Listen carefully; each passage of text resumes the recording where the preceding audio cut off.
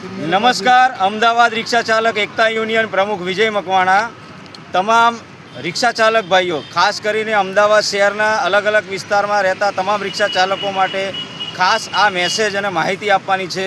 આજ રોજ યુનિયનના એક સભ્ય જે રંજનભાઈ કોરી, જેમને સાબરમતી રેલવે સ્ટેશન ખાતે પકડવામાં આવ્યા હતા। એ પેસેન્જર ઉતારતા હતા અને ઉતારી અને એમને ફોન આવ્યો તો સાઈડમાં ફોનમાં વાત કરતા હતા, એમાં પકડવામાં આવ્યા અને ત્યારબાદ એમને ત્યાંથી ટ્રાફિક બૂથ એટલે કે સુભાષ બ્રિજ જ્યાં ચોકી છે ત્યાં લેવામાં આવ્યા। તો ખાસ કરીને આ કેસની અંદર 223, 283 કરતા હોય છે કે જેની અંદર જામીનપાત્ર ગુનો છે।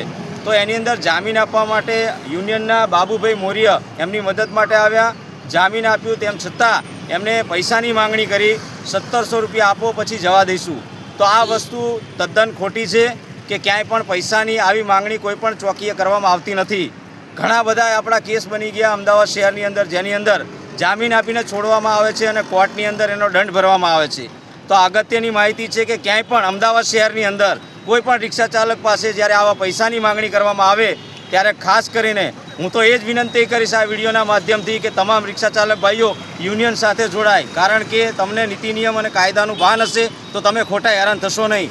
જ્યારે આમની પાસે આ માંગણી કરવામાં આવી ત્યારે તમામ યુનિયન સાથે જોડાયેલા ડ્રાઈવરો અહીંયા આવ્યા।